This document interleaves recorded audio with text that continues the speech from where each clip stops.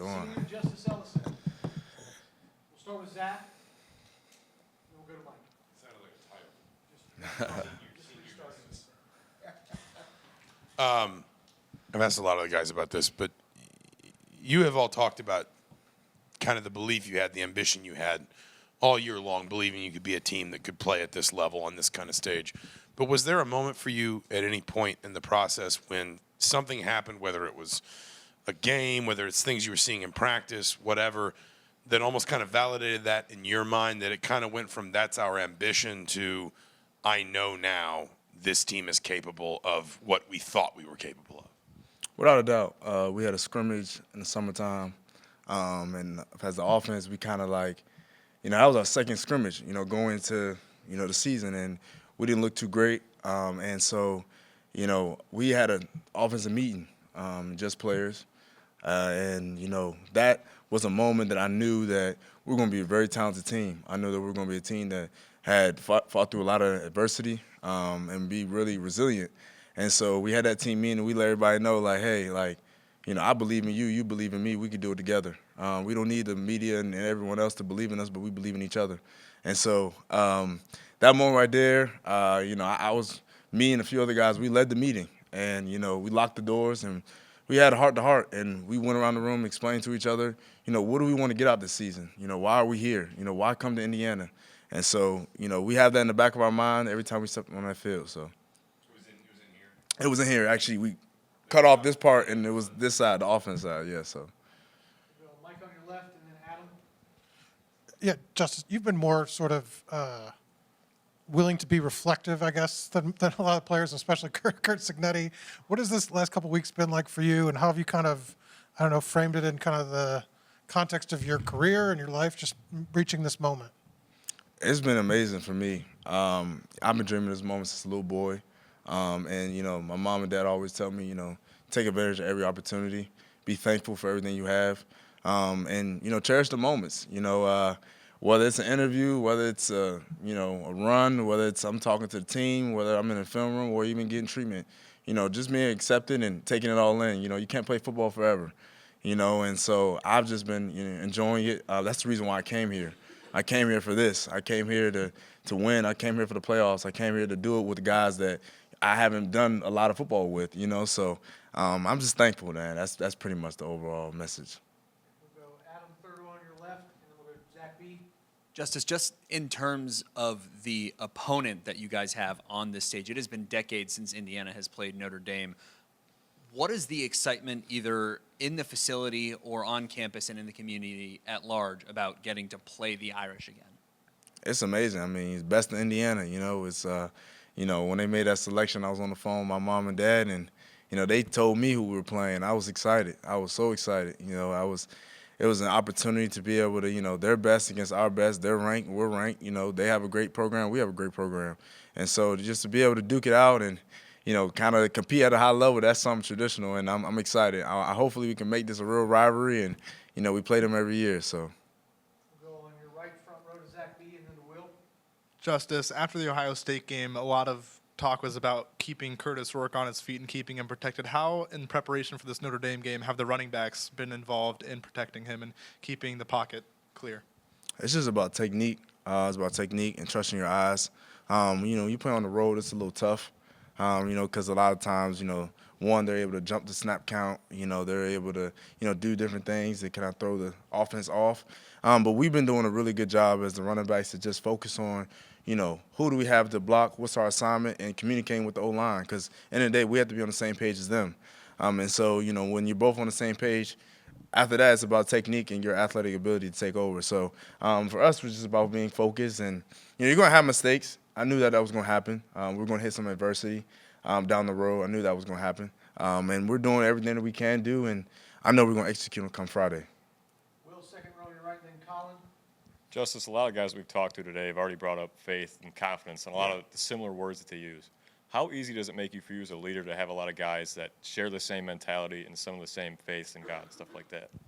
It's amazing, man. I mean, being an older guy, I've always, challenged myself coming into this year, to make sure that I'm letting people know that, hey, man, like, you got to believe in something that you cannot see. You know, when you're able to have that mindset, it doesn't matter what anybody else tells you can't do.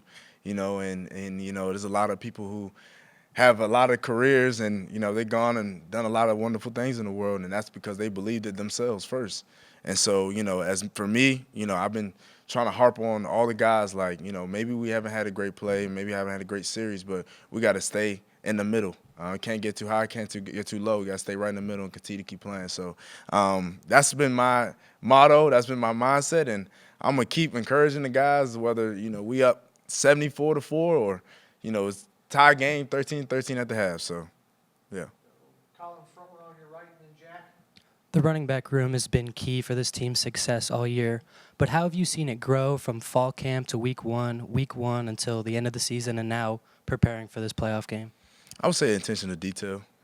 You know, we have really have been Coach John Miller. He's been telling us, you know, it's great to, you know, kind of like look at the good things you do, but really think about the things that you could do better. There's always things you can critique in your game. You know, that's what makes us, you know, I guess I would say professionals in a way. You know, because we're always trying to grow. Everybody has something to work on. No matter how great of a game you had the day before, or maybe how bad of a game you had. And so, you know, it's just attention to detail, and you know, guys are hungry to get better. And you're seeing it week in and week out, you know what I mean? And so, you know, that's why the running backs are able to show up every single week. So. Go on your left to Jack, and then Seth. Yeah, Justice, obviously you're at a different school this year, but how much can you take from playing Notre Dame last year at Wake Forest and kind of apply to this matchup? I would say when we played them last year, it was I soaked it all in. It was a historical game as well. You know, Wake Forest was playing. I mean, Sam Hartman was playing his old school Wake Forest, and so, you know, being in that atmosphere, it was a packed crowd. I think it was one of the largest crowds they had in a really long time when we played them. And, you know, I just took it all in. You know, I was thankful.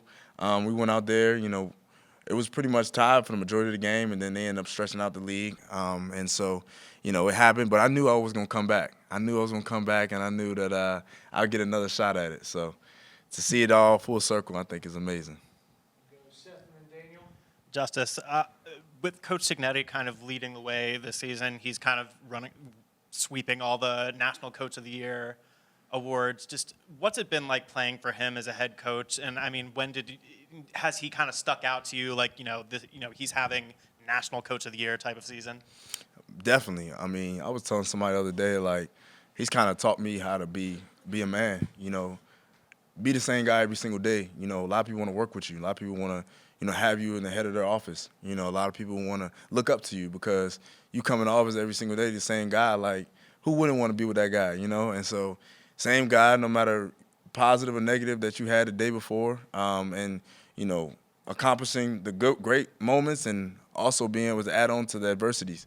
And, you know, he's been a guy that I watch all the time. I kind of see how he handles when we do well and when we don't do well. And so Coach Signetti has taught me so much in 1 year. And I want him to be my coach back in high school. But, you know, I ended up taking my talents to Wake Forest, but now it's full circle. So I'm thankful to be able to play for Coach Signetti, for sure.